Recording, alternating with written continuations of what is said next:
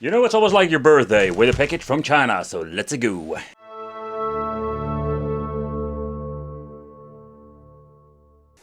And let's check out. So first of all, whoa, this thing is really tiny. Oh man, this thing is very cool and cute. Oh yeah, absolutely. If this is going to be any comfortable to play, yeah. I think it's not going to be very comfortable to play, but it is absolutely very cute with this very tiny D-pad. And the D-pad itself is really clicky, so not with a membrane underneath, it's just very tiny and clicky, so it's not going to be any comfortable to play. I think you need to hold it by the ears and then use it like this. At the side we're going to get the on and off switch over here, and the display that is inside is not bad at all. Okay, there we're going to see the language that we can choose, but later on we'll do a quick overview of that. And then the tiny button for the volume control and a speaker at the back. What are we going to see more? A micro USB to USB and very tiny cable. And yeah, there is no charger, but you can use your typical 5-volt charger to charge this thing. And ripcord, if I'm saying it correctly, you can just put this thing around your arm, or you can do basically all kinds of, like, let's say, cool things. And yeah, nevertheless, this is so weird. And make it even more weirder that these weird things at the outside, are actually buttons too. That is kind of weird. And how do you even hold this thing? Okay, the manual, the toy repair manual, and there's nothing much to see in here. Giving some care and maintenance. Yeah, there is really some maintenance here. Do not disassemble or try to repair handheld game console. Yeah, and a warranty card. But yeah, warranty, you know, if you're going to pick this up from AliExpress, I don't know, but the warranty is around like 15 days and that's it. And yeah, let's lower the lights and just check out what are we having with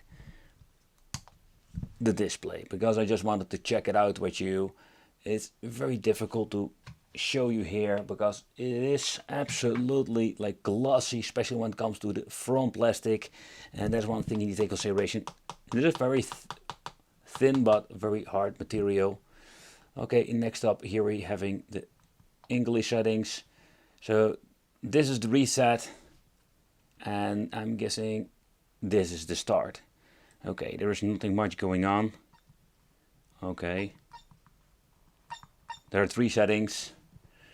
So the game list is very slim, down to 99 games.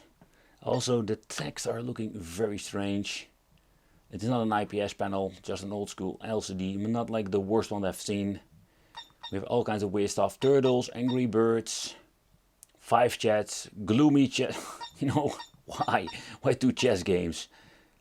Odd Hello. It's kind of weird because it looks like some of the parts of the text are missing.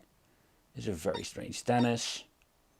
So I must say that when you're looking at it, Space Invaders, Formation Z, okay, don't know it. Formation Z, yeah, Dig Dug.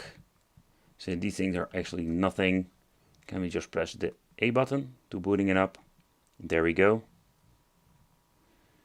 Okay, we don't need 2 players. It's very difficult to record and look at a certain angle, but I can tell you that it seems to be working.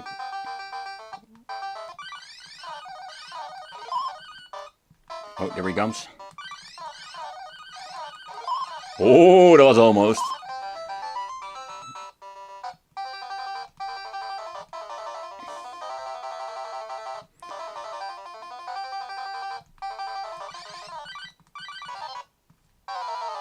I know, yeah, I've lost. But let's reset it. And yeah, it will reset the full system. And unfortunate thing is it will go all the way freaking back to the main menu, actually, like before the main menu. But it's not very comfortable to play this thing, because when you're looking at like certain, let's say, angles, but also when you're trying to hold it, pressing start, oh man, this is so like cool looking, but not comfortable at all.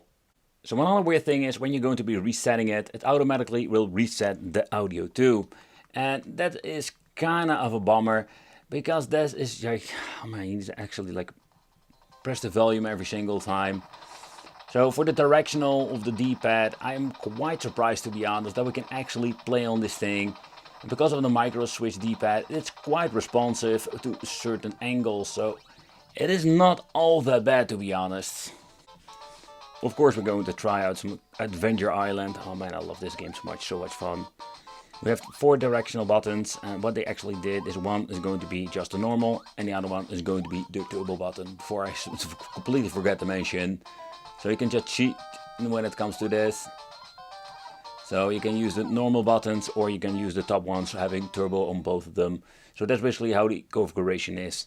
But again, the most annoying thing about this device is you're going to be resetting it.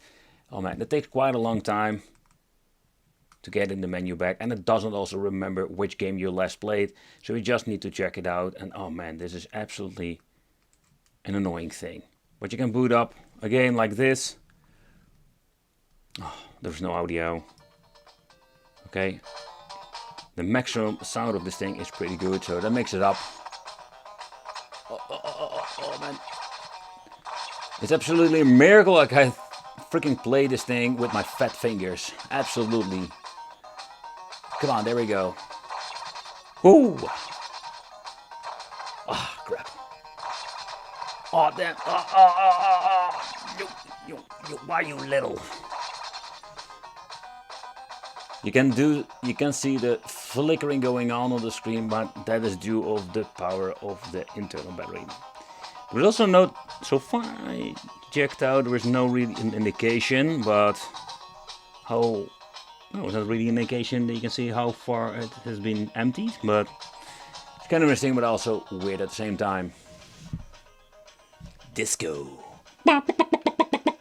Another game I just needed to try out is the Tetris, but yeah, it's going to be a challenge its own to navigate the blocks on the right way, because oh man, this is so oh, this is so difficult with a freaking tiny D-pad. But again, I think it's due of the micro switch underneath that makes this thing really, like say, responsive.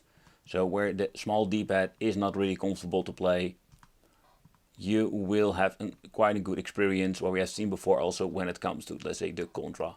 There we had an absolutely great, very cool thing going on. Oh, I've messed it up. The conclusion is that this is just more like a cute, very cool novelty they can pick up from AliExpress. Yeah, it's not something I would play every single day, because there is also no quick load, quick save function. A lot of features we have with cheaper devices. I think you're paying for the form factor and the way how it looks.